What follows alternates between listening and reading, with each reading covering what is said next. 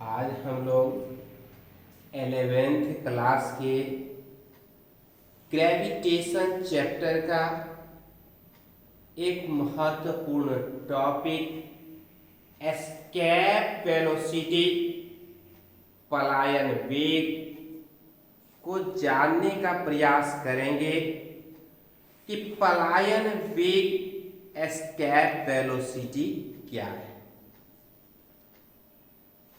पृथ्वी के तल पर, पृथ्वी के सतह पर किसी वस्तु के पलायन वेग का मान कितना होता है? चंद्रमा की सतह पर पलायन वेग का मान कितना होता है? या अन्य खगोलीय पिंडों की सतह पर अथवा अंतरिक्ष में किसी वस्तु के पलायन वेग को ज्ञात करने के लिए सूत्र को जानने का प्रयास करेंगे। सबसे पहले हम इसके परिभाषा पर ध्यान दें तो पलायन का अर्थ होता है हमेशा हमेशा के लिए चला जाना। पलायन का अर्थ होता है हमेशा हमेशा के लिए चला जाना। तो इसकी परिभाषा हुई पृथ्वी की सतह पर किसी वस्तु का वह न्यूनतम वेग कम से कम वेग जिसे पृथ्वी की सतह से ऊपर की ओर फेंका जाता है, तो पृथ्वी के गुरुत्वाकर्षण क्षेत्र को पार करके बाहर चला जाता है और वह फिर कभी भी पृथ्वी के सतह पर नहीं लौटता है। उसी न्यूनतम वेग को, कम से कम वेग को उस वस्तु का पलायन वेग एस्केप वेलोसिटी कहा जाता है। दूसरे शब्दों में, जब किसी वस्तु को पृथ्वी के तल से ऊपर की ओर फेंका जाए तो फेंके जाने वाला वह न्यूनतम वेग, कम से कम वेग जो उस वस्तु को पृथ्वी के गुरुत्वाकर्षण क्षेत्र को, गुरुत्वीय क्षेत्र को पार करा दे और वह वस्तु कभी भी इस पृथ्वी पर नहीं लौटे, उसे उस वस्तु का पलायन वेग एस्केप वेलोसिटी कहा जाता है। पृथ्वी के सतह पर किसी वस्तु का पलायन वेग का जो मान होता है वह 11.2 किलोमीटर प्रति सेकेंड होता है। अब हम लोग इसी को हम चित्र की सहायता से परिभाषा को सीखने, जानने और समझने का प्रयास करें। अब पृथ्वी के सतह पर किसी वस्तु को यहां से इसके बिंदु O का जो तल है वहां से फेंका जाता है।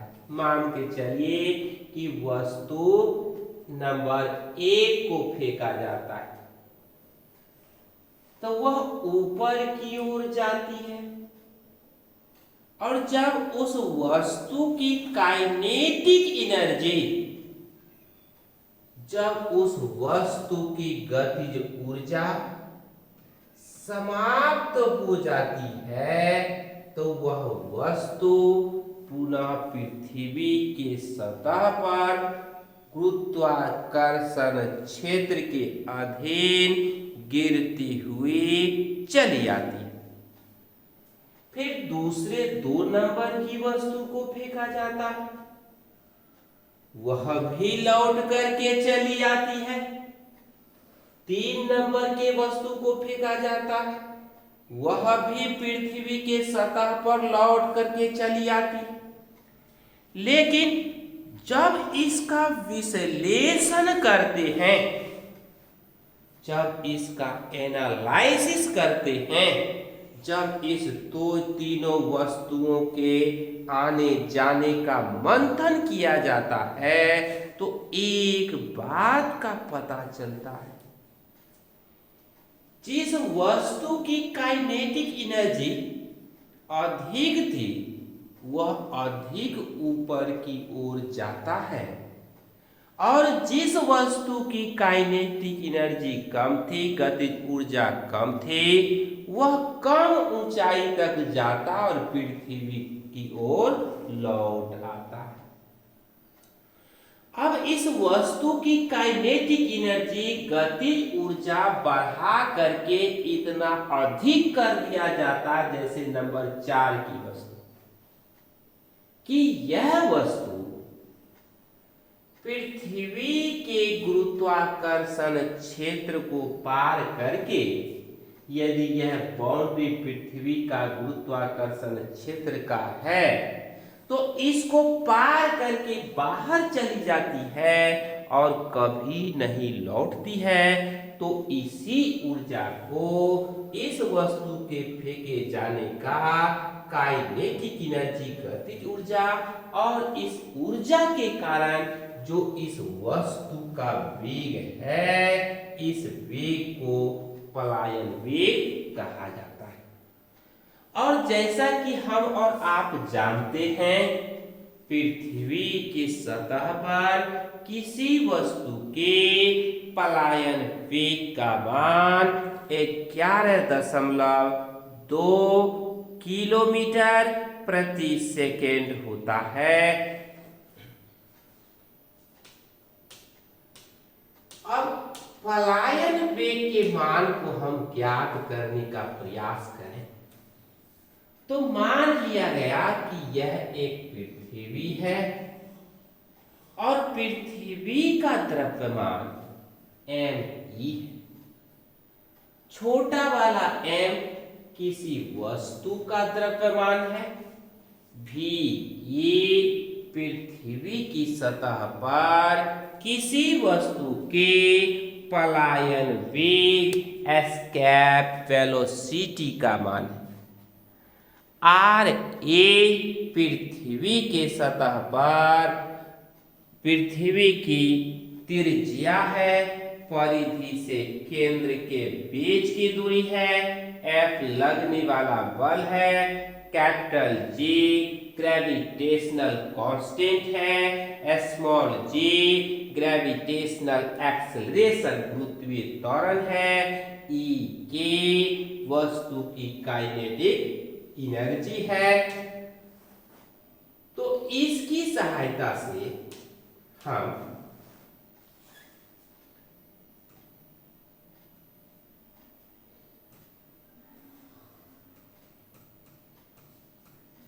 हम जानते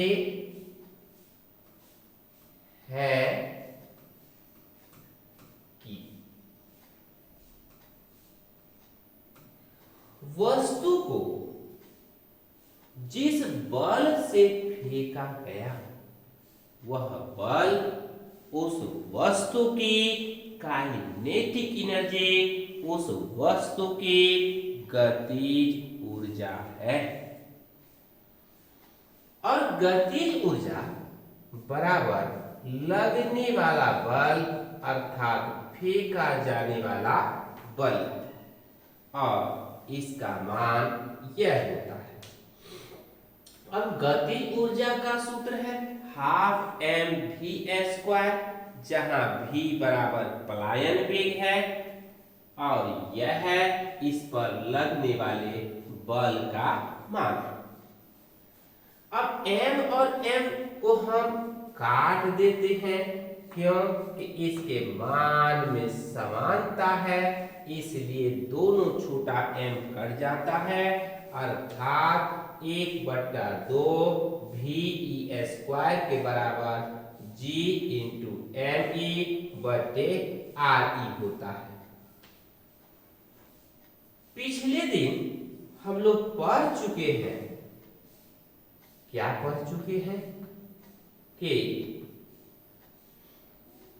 स्मॉल g और कैपिटल G में रिलेशन है, संबंध है, और इस संबंध को इस सूत्र की सहायता से हम लोग जान रहे हैं। अब इसका मान इसमें रखते हैं, तब देखते हैं क्या होता है। 1/2 VE का स्क्वायर बराबर G इंटू RE का स्क्वायर बटे RE, अर्थात इस RE से एक RE कट जाता है, मतलब इसको हम इस तरह से भी लिख सकते हैं, इसको हम लोग इस तरह से भी लिख सकते हैं, G into RE into RE बटे RE। तो इसका क्या है, स्क्वायर हटाए तो यहां इसके मान के बराबर है, इसके मान के बराबर, और इसी को हम लिख सकते हैं VE बराबर स्क्वायर, जब उधर से हटाएंगे अंडर रूट आ जाएगा और नीचे भाग में 2 है तो गुना में चला जाएगा, RE इंटू RE बटे RE। अब हम क्या देखते हैं, यह RE यह RE कट गया जैसे यहां काटे हैं, और इसका भी मान टोटल मान आ जाएगा वही अंडर रूट 2G RE, जहां पर RE पृथ्वी की त्रिज्या है, अर्थात इसे एक सूत्र की स्थापना हो जाती है। यह सूत्र एस्केप वेलोसिटी, पलायन वेग का सूत्र है। अब इस सूत्र का हम मान रखने का प्रयास करते हैं, मान रखते हैं 2 इंटू 9.8 गुरुत्वीय त्वरण है, और 6400 किलोमीटर पृथ्वी की त्रिज्या है। कहने का मतलब जहां हम यह कह सकते हैं,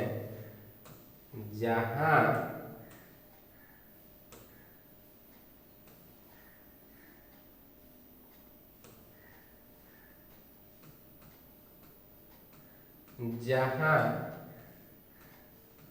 RE पृथ्वी की त्रिज्या 6400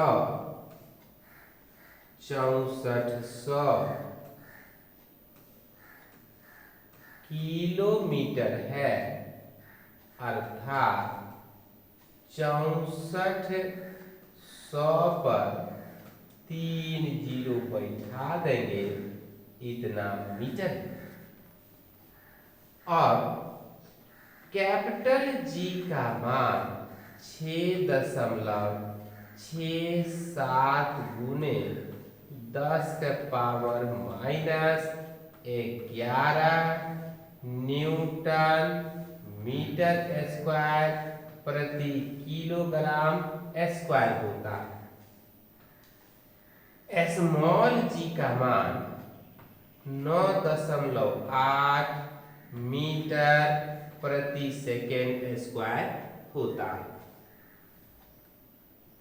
अब इसी मान की सहायता से हम यहां पर ज्ञात करेंगे इसका मान। तो इसको ज्ञात करेंगे तो पृथ्वी के तल पर पलायन वेग का मान, एस्केप वेलोसिटी का मान, वी का मान इतना आता है। अर्थात पृथ्वी की सतह पर पलायन वेग का मान, पलायन वेग का मान 11.2 किलोमीटर प्रति सेकेंड होता है।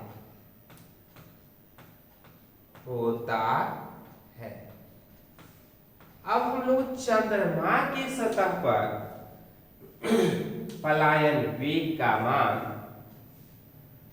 ज्ञात करें। चंद्रमा की त्रिज्या पृथ्वी की त्रिज्या का 1/4 होता है तथा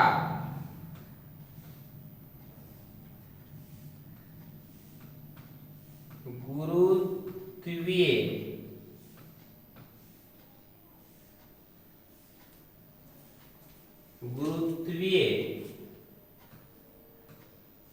त्वरण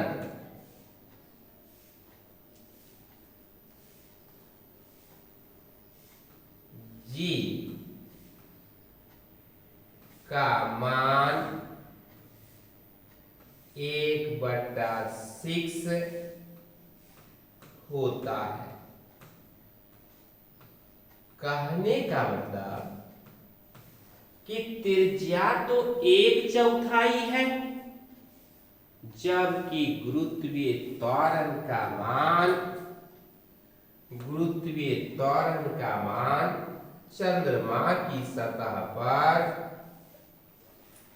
1/6 होता है।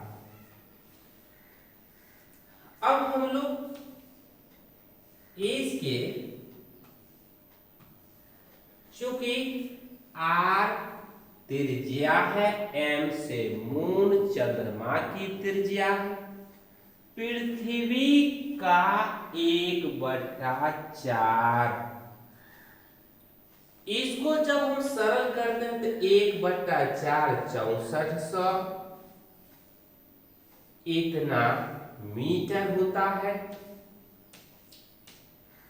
इसके बाद इसके जब हम जी के मान को ज्ञात करते हैं तो गुरुत्वीय त्वरण का मान पृथ्वी के चंद्रमा के सतह पर 1.6 मीटर प्रति सेकेंड स्क्वायर होता है। अब इसी मान को हम इस सूत्र में बैठाते हैं, इसी सूत्र में बैठाते हैं।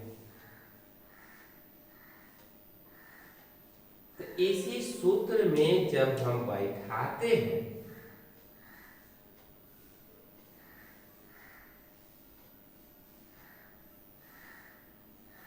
गुरुत्वीय त्वरण का मान, तो इसी सूत्र में जब हम इसको बैठाते हैं तो इसका मान इतना निकलता है। अर्थात यह सब को भाग देते हैं, सरल करते हैं तब इसका मान हमको इतना मीटर प्रति सेकेंड या 2.3 किलोमीटर 2.3 किलोमीटर प्रति सेकेंड होता है। अर्थात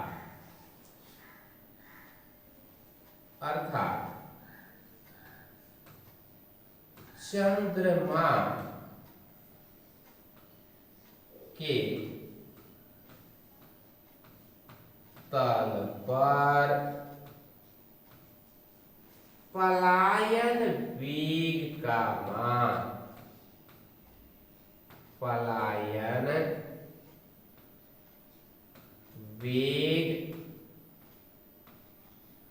का मान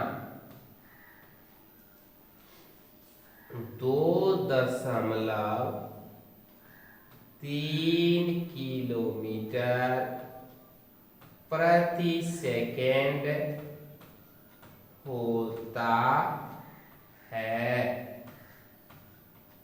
निष्कर्ष क्या निकला कि अगर किसी खगोलीय पिंड का द्रव्यमान और त्रिज्या अधिक होगा तो उसके पलायन वेग का मान क्या होगा?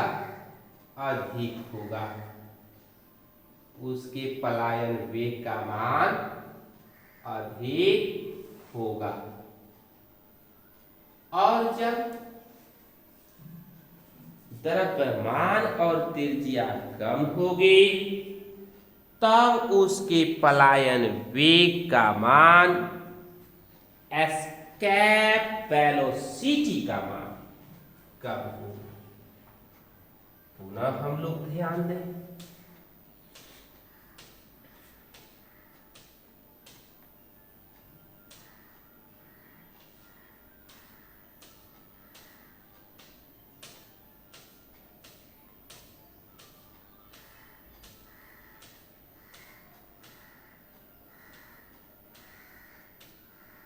पुनः ध्यान दें, पृथ्वी के सतह पर किसी वस्तु का वह न्यूनतम वेग जिससे ऊपर की ओर फेंके जाने पर वह वस्तु पृथ्वी के गुरुत्वाकर्षण क्षेत्र को पार करके बाहर चला जाता है और पृथ्वी पर कभी नहीं लौटता है, उसी न्यूनतम वेग को, उसी कम से कम वेग को उस वस्तु का पलायन वेग एस्केप वेलोसिटी कहा जाता है। अब यहाँ पृथ्वी के सतह से किसी वस्तु को फेंका गया और यह चौथे नंबर पर पृथ्वी के गुरुत्वाकर्षण क्षेत्र को पार करके बाहर चला जाता है। यही पृथ्वी पर किसी वस्तु का पलायन वेग एस्केप वेलोसिटी है। अब हम याद करते हैं इस सूत्र की सहायता से, तब ज्ञात होता है पृथ्वी के सतह पर पलायन वेग का मान 11.2 किलोमीटर प्रति सेकेंड होता है। अब चंद्रमा का त्रिज्या पृथ्वी के त्रिज्या का 1/4 है, गुरुत्वीय त्वरण 1/6वां भाग है। अब इसको सरल करते हैं तो इतनी त्रिज्या आती है, किसका? चंद्रमा का। उसके बाद इसके गुरुत्वीय त्वरण को अगर हम ध्यान देते हैं तो इतना इसका गुरुत्वीय त्वरण है 1.63 मीटर प्रति सेकेंड स्क्वायर। अब इसके मान को पलायन वेग के सूत्र में रख करके सरल करते हैं तो चंद्रमा पर पलायन वेग का मान 2.3 किलोमीटर प्रति सेकेंड होता है। इस सूत्र की सहायता से कहीं भी अगर पलायन वेग का मान ज्ञात करना हो तो हम लोग ज्ञात कर सकते हैं।